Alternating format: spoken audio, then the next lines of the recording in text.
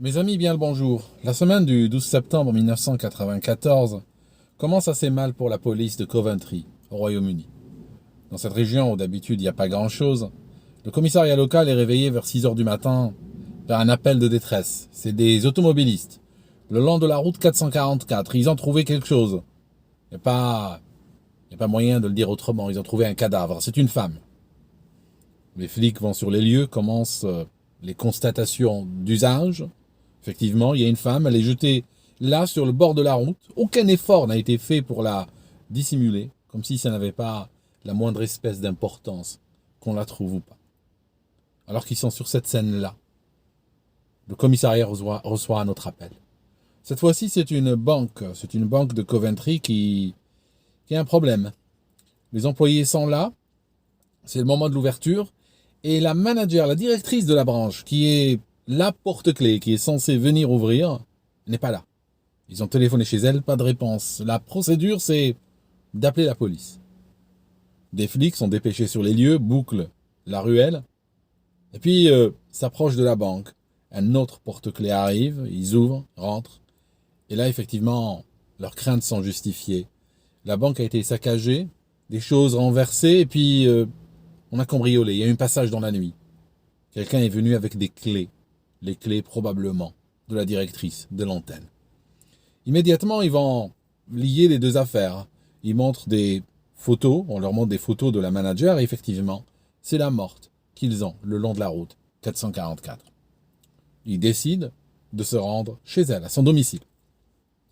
Ils foncent chez elle, encerclent la maison, et puis, soigneusement, ils ouvrent la porte et ils entrent. À l'intérieur, ils vont trouver un homme. C'est vraisemblablement le mari. Il est là, par terre, attaché. Il est en slip. Et puis, il y a un bâillon sur sa bouche. Il le libère, il est complètement agité, il est en détresse. Une ambulance va être appelée et puis on le prendra à l'hôpital de Coventry. Là, on va lui prodiguer les soins et puis on va aussi lui annoncer le décès de son épouse, parce que c'est son épouse qu'on a trouvée le long de la route 444. C'est un homme en détresse, c'est un homme qui est choqué, qui raconte ce qui s'est passé le soir avant cette tragédie. On est là en septembre, dimanche 1994. Il était au pub, et puis il rentre chez lui, comme d'habitude. Il ouvre la porte. Et là, dans le vestibule, dans l'ombre, deux hommes se cachaient. Une fois qu'ils passent à leur hauteur, ils sentent soudainement une odeur de cigarette, comme si quelqu'un fumait dans la maison. Et il n'a même pas le temps de se poser de questions qu'on lui tombe dessus. On l'agrippe à droite et à gauche. Et un autre homme, qui attendait probablement dehors, va arriver, le choper par les épaules, et on le pousse à l'intérieur. Il voit son épouse. Elle est tenue par un quatrième homme. Elle est tenue sous la menace d'un couteau. Et sur ce, on va lui plaquer sur le visage une sorte de mouchoir de tissu imbibé d'une substance chimique à l'odeur presque agréable. On lui met ce chiffon sur le visage, et il inhale, et il part dans les pommes. Pendant des heures, il était assommé, et finalement il se réveillera que lorsque la police est venue le secourir vers 10 heures du matin. C'est les flics, en rentrant, qui l'ont réveillé, et puis ils l'ont détaché. Bien sûr, dans la région, c'est l'inquiétude, surtout que les détails de l'agression filtrent dans les médias.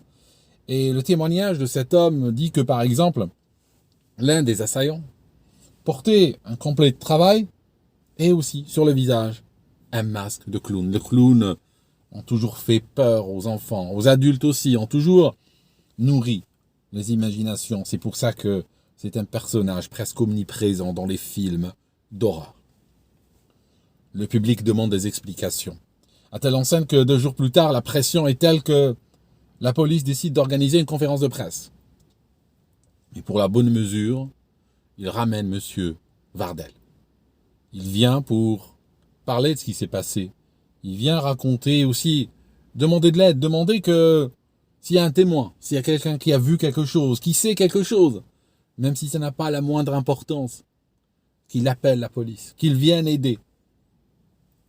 Durant cette conférence, quelques détails vont émerger. des détails sans importance. Par exemple, M. Wardell arrive en chaise roulante, alors que il n'y avait pas de raison qu'il arrive en chaise roulante. Quand les flics appellent l'hôpital, c'était quoi ses blessures? Qu'est-ce que vous avez fait pour lui? Les médecins disent oui, bon, il n'avait pas grand-chose. On l'a traité en lui servant du thé et des biscuits. C'est tout ce qu'on a fait pour lui. Il n'a pas reçu le moindre médicament, ni son état nécessité qu'il en reçoive. Deuxièmement, durant la conférence, alors que tout se passe bien, on a cet homme brisé, cassé, qui raconte difficilement ce qui s'est passé, qui raconte son cauchemar aux journalistes.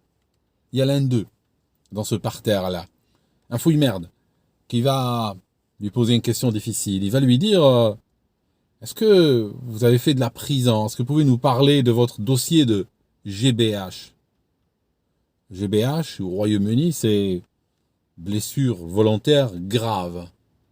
En fait, Monsieur Wardell, dans les années précédant son mariage, là il était marié depuis 15 ans, mais en fait bien avant son mariage, ça datait de lorsqu'il avait 17 ans. Il avait eu maille à partir avec la justice. Il avait agressé quelqu'un.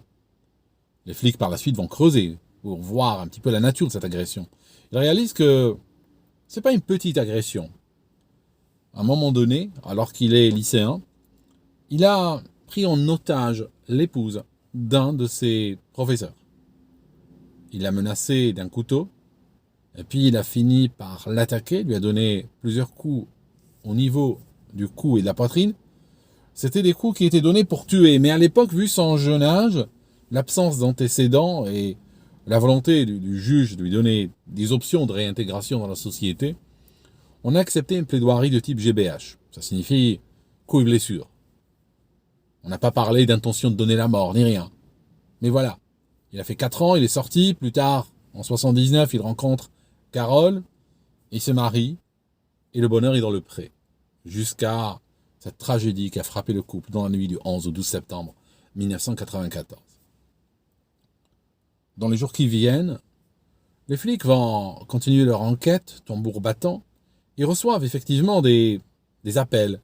Par exemple, un professeur de médecine les appelle de l'hôpital d'Oxford. Il leur dit « J'ai écouté votre histoire, j'ai écouté le témoin à la télévision comme tout le monde, j'ai un problème.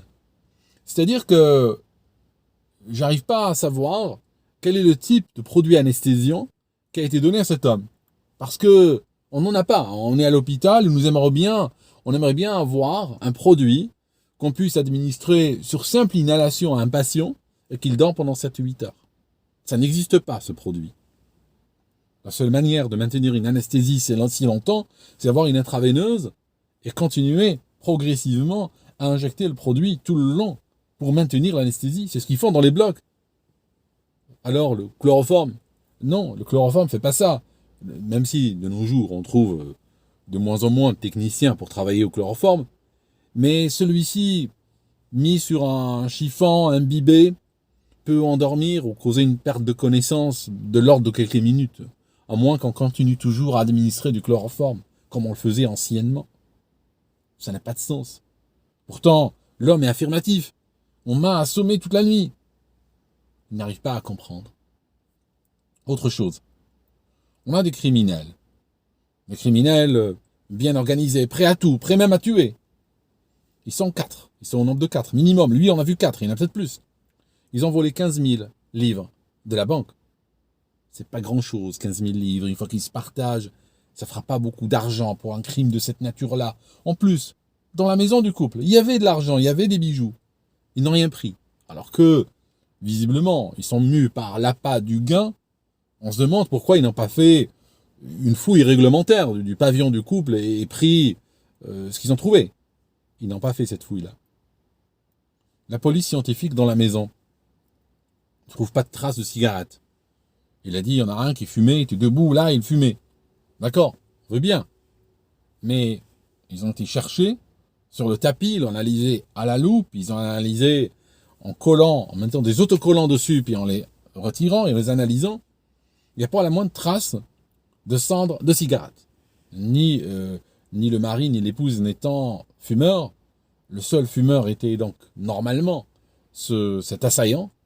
Et on n'arrive pas à trouver les cendres. Autre chose qui est étonnante aussi dans ce dossier, c'est que les assaillants ont attaché M. Vardel avec des liens et l'ont bâillonné également. Le problème, c'est que les liens et le bâillon proviennent de la maison du couple.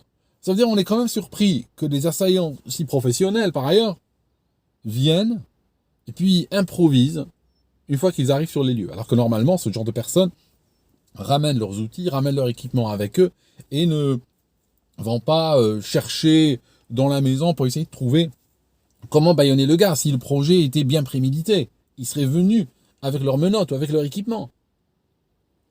Il y a un nombre de détails comme ça qui vont s'accumuler. Et à un moment donné, on décide de faire une reconstitution. Nous sommes 3 semaines après le crime. Et on demande à Monsieur Vardel s'il ne veut pas participer à une reconstitution qui permettra de bien comprendre les choses. Il faut savoir que les reconstitutions sont toujours un moment de révélation. Parce que on peut tout faire. Mais le criminel, généralement, quand il décide de commettre le crime, il le commet d'abord dans sa tête. Il planifie dans sa tête et après il va le commettre. Et puis, il a une version pour la police. Cette version n'est pas la version réelle. C'est une fausse version qu'il crée pour la police. Une version bien méditée, bien préparée. Mais malheureusement, la majorité des criminels ne vont pas prendre des mesures, faire des tests, tout ça, de sorte qu'ils vont raconter des choses qui semblent plausibles dans un bureau. Mais une fois qu'on se déplace sur les lieux, eh bien, on voit qu'il y a des choses impossibles. Par exemple, j'étais là, je l'ai vu. Mais finalement, on voit que s'il était là, et que la personne était là-bas, il ne peut pas la voir. Il y a quelque chose, il y a un obstacle. Cet angle est impossible. Cette vue-là qu'il décrit n'existe pas. Et là, il y aura des surprises. Le jour de la reconstitution. C'est-à-dire, ils se déplacent, donc la police, avec des magistrats, avec le témoin, se déplacent dans le bar déjà. Dans le bar, personne ne se souvient. Ni le patron, ni les employés ne se souviennent d'avoir servi cet homme. Ok, c'est pas grave, hein. Ils auraient pu oublier parmi tous les clients qu'ils ont. Bon, voilà, ça arrive. Ils se déplacent maintenant, ils se transportent à la maison. On va prendre 2 flics qui jouent le rôle de l'assaillant qui vont se cacher dans le vestibule. Et lui, il doit rentrer et ces flics doivent lui tomber dessus, chacun sur une épaule. Le problème, c'est que on constate, comme c'est le cas souvent dans les maisons britanniques, que le vestibule, ce couloir, est trop étroit. Il n'y a pas moyen pour que 3 hommes se tiennent face à face. Il n'y a pas moyen pour que ces 2 hommes se cachent dans la pénombre et qui, lui, passe entre les deux et ne les voit pas. Quand ces 2 flics ont chacun le dos contre un mur, il n'y a plus d'espace entre eux pour qu'un 3e homme passe. Donc là non plus, ça ne va pas coller. Progressivement, le récit de M. Vardel va collapser. Également, le dernier clou qui sera ramené dans le cercueil du dossier de la version Vardel, c'est que le légiste a découvert que cette femme, qui a été retrouvée le long de la 444, eh bien, elle était morte depuis plus de temps qu'il ne paraissait. Elle était morte probablement depuis la veille, la mi-journée. Elle était morte le dimanche à la mi-journée, au plus tard. Elle n'a pas pu mourir plus tard que cela. Elle n'a pas pu mourir dans la soirée, ni dans la nuit, et encore moins à 5 heures du matin, quand elle est censée avoir été avec les bandits, leur ouvrir l'antenne de la banque. Ce qui pose un problème. C'est que M. Vardel dit que quand il est rentré, il y avait des bandits dont un était en train de tenir la femme sous la menace d'un couteau, et là, elle était en vie, c'est la dernière fois qu'il l'a vue en vie. Alors que, à ce stade-là, elle aurait déjà dû être morte depuis un bon moment. Donc il n'a pas pu la voir. M. Vardel va se retrouver devant la justice. Il sera accusé d'avoir assassiné sa femme avec préméditation et qu'il a tenté en plus de perdre la police. Il a créé un schéma élaboré pour faire croire à des assaillants externes qui n'ont jamais existé, qui n'ont existé que dans sa tête. C'est la thèse de l'accusation. Thèse qui sera largement suivie par le jury. Le jury va délibérer après avoir écouté 128 témoins. Ils vont délibérer pendant 10 heures. Puis quand ils reviennent dans la cour, ils ont un verdict. Il est coupable. Il sera déclaré coupable et condamné à la peine de perpétuité, avec une peine de sûreté de 18 ans. Au Royaume-Uni, la perpétuité réelle, même s'il y a des gens qui l'ont faite, elle n'est pas très pratiquée en réalité, même si elle existe vraiment dans le droit. Il va rentrer en prison. Il tentera un appel en 2007, appel qui n'ira pas très loin. Et puis, il finira par être libéré, après avoir purgé 26 ans. Il sera libéré en 2022. On ne sait pas trop ce qu'il fait maintenant, il va vers ses 70 ans, et on espère qu'il n'est pas en train de chercher une autre femme sur les réseaux sociaux.